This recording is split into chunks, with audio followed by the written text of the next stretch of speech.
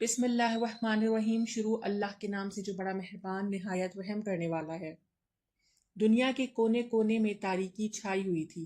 ایران ہو، ہند، مصر یا یورپ، ہر طرف گہرا اندھیرا چھایا ہوا تھا، ایسا اندھیرا جس میں حق کی کوئی روشنی نظر نہ آتی۔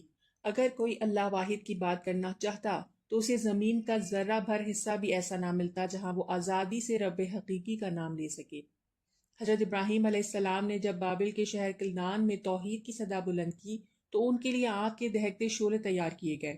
جب وہ مصر پہنچے تو ان کی عزت کو خطرہ لاحق ہوا، اور جب فلسطین پہنچے تو کسی نے ان کی بات سننے کی زحمت تک نہ کی۔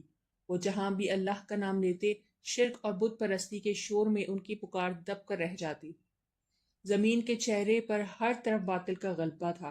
حق کا پیغام سننے کے لیے کوئی صاف کاغذ باقی نہ بچا تھا۔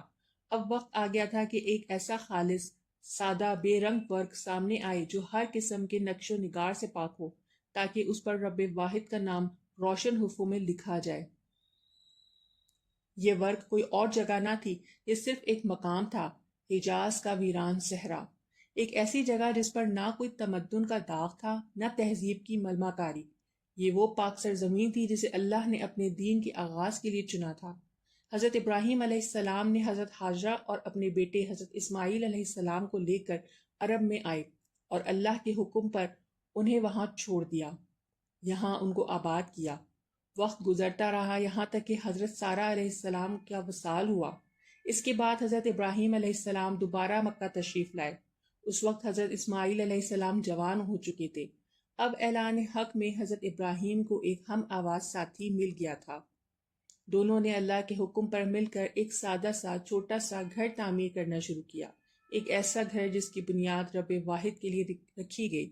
جب یہ گھر مکمل ہو گیا تو اللہ نے حضرت ابراہیم علیہ السلام کو حکم دیا، اور یہ حکم سورہ حج میں ہے: میرے گھر کو پاک رکھ طواف کرنے والوں، قیام، رکوع اور سجدہ کرنے والوں کے لیے، اور لوگوں میں حج کا اعلان کر دے، وہ تیرے پاس آئیں گے، پیدل بھی اور دبلے اونٹوں پر بھی، ہر دور دراز کوشے سے۔ سامعین، اگر آپ کو ویڈیو پسند آ رہی ہو تو ہمارے چینل کو ضرور سبسکرائب کیجیے تاکہ اسی طرح کی معلوماتی ویڈیوز آپ تک پہنچتی رہیں۔ یہ وہ وقت تھا جب نہ اشتہار تھے، نہ سوشل میڈیا، نہ لاؤڈ اسپیکر، نہ اخبارات۔ مکہ ایک ویران جگہ تھی اور انسان میلوں دور تک نظر نہیں آتا تھا۔ حضرت ابراہیم علیہ السلام کی آواز حدود حرم سے باہر نکل ہی نہیں سکتی تھی، مگر اس ایک سادہ سی صدا کی گونج اللہ کے حکم سے آج تک دنیا کے مشرق سے مغرب اور شمال سے جنوب تک سنی جاتی ہے، زمین سے آسمان تک پھیل چکی ہے۔ تاریخ مکہ کے مشہور مورخ علامہ ازرقی لکھتے ہیں کہ حضرت ابراہیم علیہ السلام کی تعمیر کردہ کعبہ کی عمارت کچھ یوں تھی: زمین سے چھت تک 7 گز، حجر اسود سے رکن شامی تک 32 گز، رکن شامی سے مغربی دیوار تک 22 گز۔ یہ عمارت مکمل ہو گئی تو حضرت ابراہیم علیہ السلام نے حضرت اسماعیل علیہ السلام سے کہا کہ اے اسماعیل، ایک پتھر لے آؤ تاکہ میں اسے اس مقام پر رکھوں جہاں سے لوگ طواف کا آغاز کریں گے۔ یوں حجر اسود کی ایک جگہ متعین کی گئی۔ یہ کعبہ بہت سادہ تھا، نہ اس کی چھت تھی، نہ دروازے، نہ چوکھٹیں۔ بعد میں جب قصہ بن کلاب کو کعبہ کی تولیت ملی تو انہوں نے پرانی عمارت کو گرا کر اسے نئے سرے سے تعمیر کروایا۔ چھت ڈالنے کے لیے کھجور کے درختوں کے تختے استعمال کیے گئے۔ کعبہ کی برکت اور روحانی کشش نے ارد گرد کے لوگوں کو یہاں لا کر آباد کر دیا۔ سب سے پہلے قبیلہ جرہم یہاں آ کر آباد ہوا۔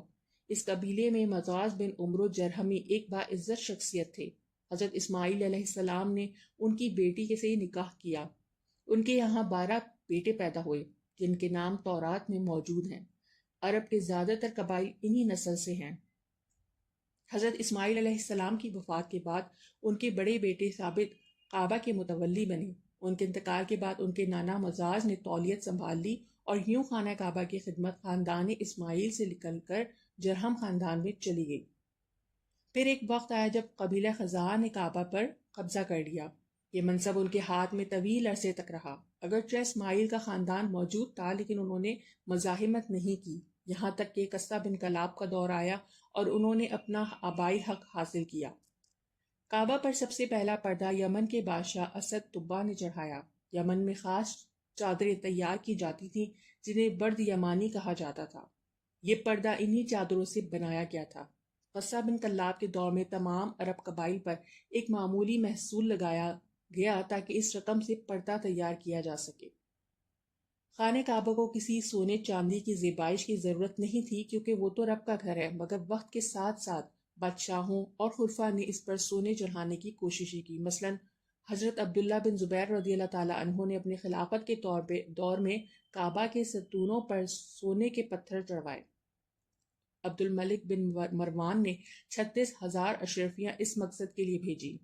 ہارون الرشید نے 18,000 اشرفیاں نظر کی تاکہ دروازے کی چوکھٹ وغیرہ سونے کی بنوائی جا سکے۔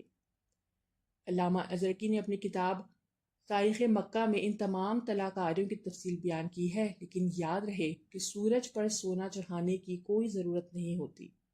اگر یہ معلومات پسند آئی ہوں تو ہمارے چینل کو ضرور سبسکرائب کیجیے اور یہ ویڈیو اپنے دوستوں تک ضرور شیئر کیجیے۔ السلام علیکم۔